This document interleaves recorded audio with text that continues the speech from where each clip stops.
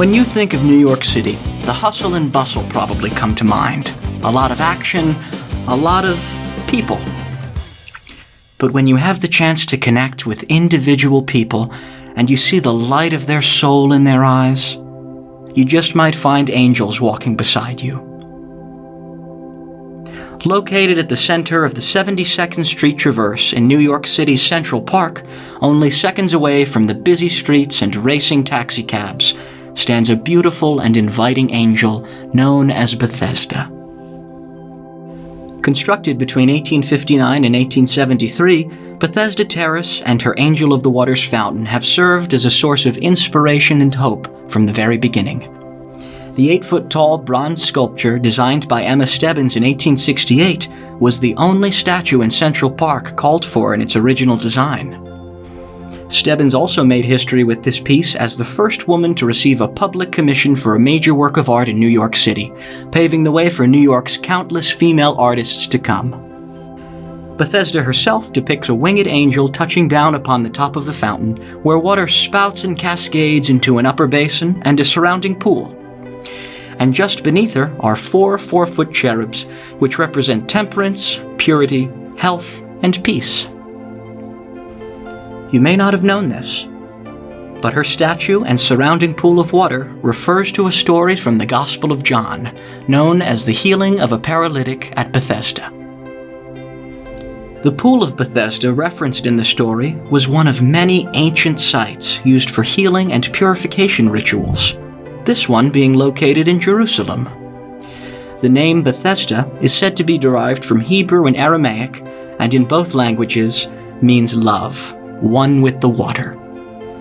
As the story goes, large numbers of infirm people would gather there for healing, waiting for what they called the troubling of the waters.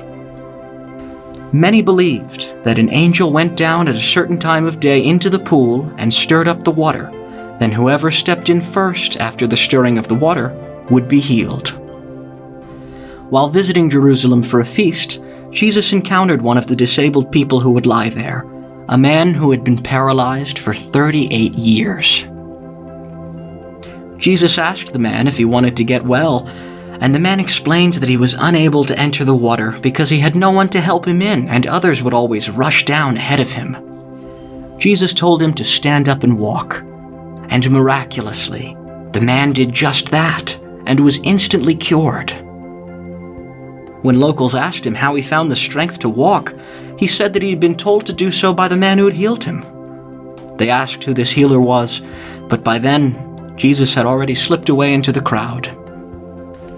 Of course, Central Park, as old as it may be, was not present in biblical times. But this story still holds true the incredible resilience of the human spirit to heal and move on. Making a life in the city that never sleeps isn't always easy, and it often keeps people within their own bubbles of business. But anytime a person is in visible need, you can count on the kindness of a passing angel to lend a hand. And then, just like Jesus, they'll disappear back into the crowd.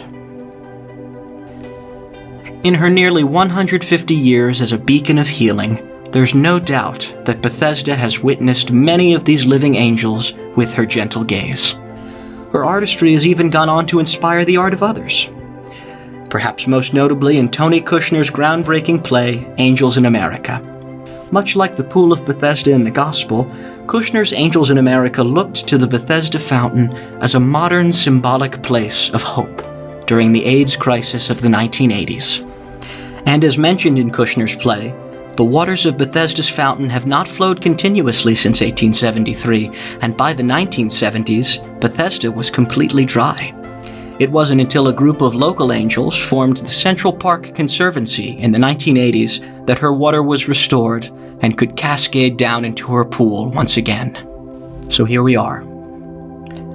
The fountain is flowing, and Bethesda awaits your miracles. What do you need healed? Is your light shining bright? Do you feel like the angel you know you are? As Kushner so eloquently states in Angels of America, the world only spins forward. We will be citizens, The time has come. You are fabulous, each and every one.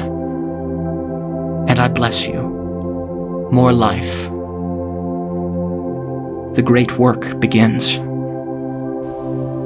I'm Reverend Greg Ippolito, and this was The Power of Spiritual Artistry. Thank you for joining us.